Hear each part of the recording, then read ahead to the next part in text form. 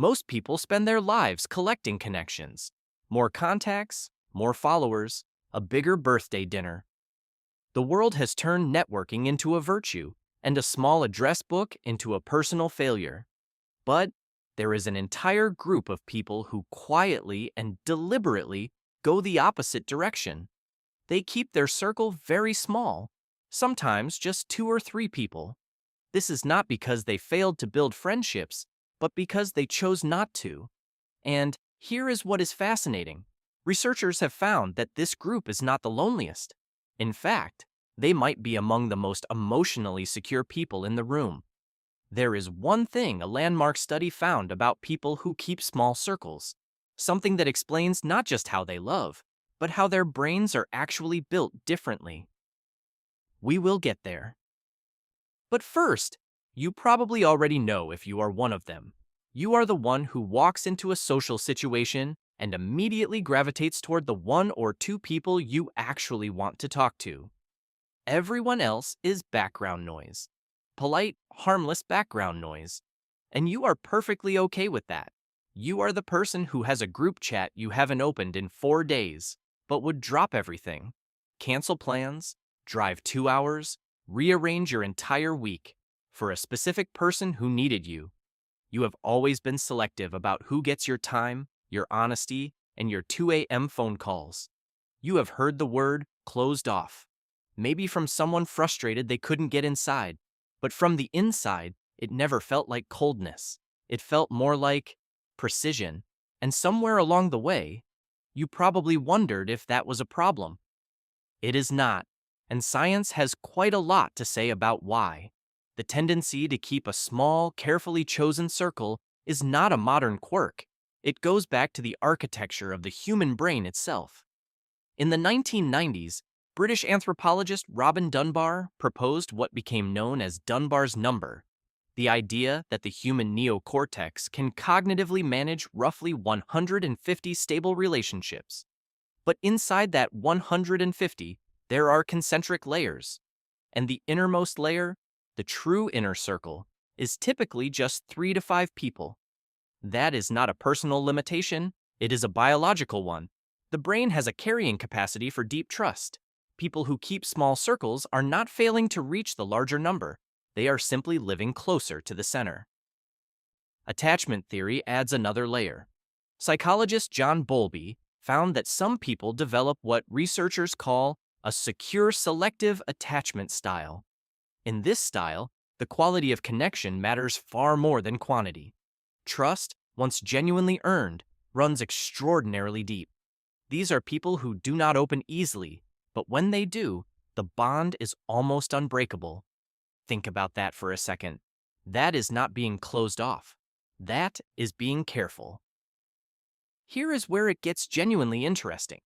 When you form a deep bond with someone, a real one, built on years of honesty, your brain releases oxytocin at a fundamentally different level than it does during casual social interaction. Oxytocin is the trust hormone, and depth of relationship, not breadth, is what drives the strongest oxytocin responses. A 2021 study found that the quality of a person's closest relationship was a stronger predictor of overall well-being than the total size of their social network. People with 1 to 3 deeply satisfying relationships reported significantly higher life satisfaction than those with large networks of moderate quality. But here is the part nobody talks about. People who keep small circles are also more sensitive to the energy cost of shallow connection. The performance of warmth without warmth underneath. The small talk that goes nowhere. For this group, that particular drain is disproportionately high. Their nervous system reads hollow connection differently. Now, here is the part that stings a little. We live in a culture that has turned social breadth into a metric of worth. Your follower count. The size of your friend group in photos. The entire architecture of modern social life is built around the performance of popularity. In that world, keeping a very small circle reads as a warning sign. But a 2019 analysis found that people reporting 3 or fewer close friendships were not lonelier than those with large networks. In most cases, they felt less lonely because their connections were grounded in something actual. The loneliness epidemic is not being driven by people who choose small circles. It is being driven by people with large circles where nobody truly knows them. In 2022, researchers at UC Davis studied friendship satisfaction versus quantity. The result? People with smaller, deeper networks had dramatically higher satisfaction scores, not because they had more friends, but because they had the right ones. You already know that feeling. The one where you are with one of your people, maybe saying nothing, maybe laughing about something nobody else would understand. And you feel completely, genuinely not alone. Most people are chasing that feeling by widening their circle.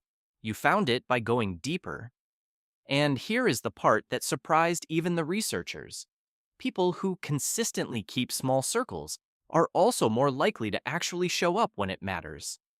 A behavioral study found that individuals with compact social networks were significantly more likely to provide tangible support, showing up in person and offering real help in a crisis, compared to those who spread their social energy across too many connections. The people who seem to love fewer people actually love harder. More specifically, more reliably. Their emotional resources are not diluted. They are concentrated on the few who earned it. But let's be honest about what this has cost you. There have been times when your circle got smaller, and the quiet that followed was heavy. When only a few people really know you, losing one of them feels like losing a small piece of the world.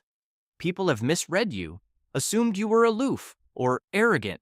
You have done the mental math of explaining yourself, and most of the time, decided it wasn't worth it. That vulnerability is the hidden cost, because depth always comes with exposure. But here is the other side of that truth. The depth you are capable of, that specific all-in quality of presence, is not something most people experience from others. Your inner circle doesn't just have a friend.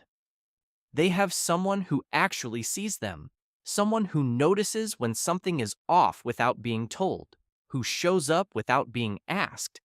That is not a small thing. It is a rare thing. People who keep small circles are not emotionally limited. They are emotionally precise. A wide net catches many things, but a well-placed anchor holds through storms. You are not someone who couldn't build a crowd. You are someone who understood that a crowd was never the point. And the people who made it into your circle, they feel the difference every single time. Your small circle is not a sign of how little you are capable of loving. It is a reflection of how seriously you take it. If this resonated with you, subscribe, because that is exactly what this channel is here for. And if you have ever wondered why certain social situations leave you drained, the next video is going to make a lot of things click.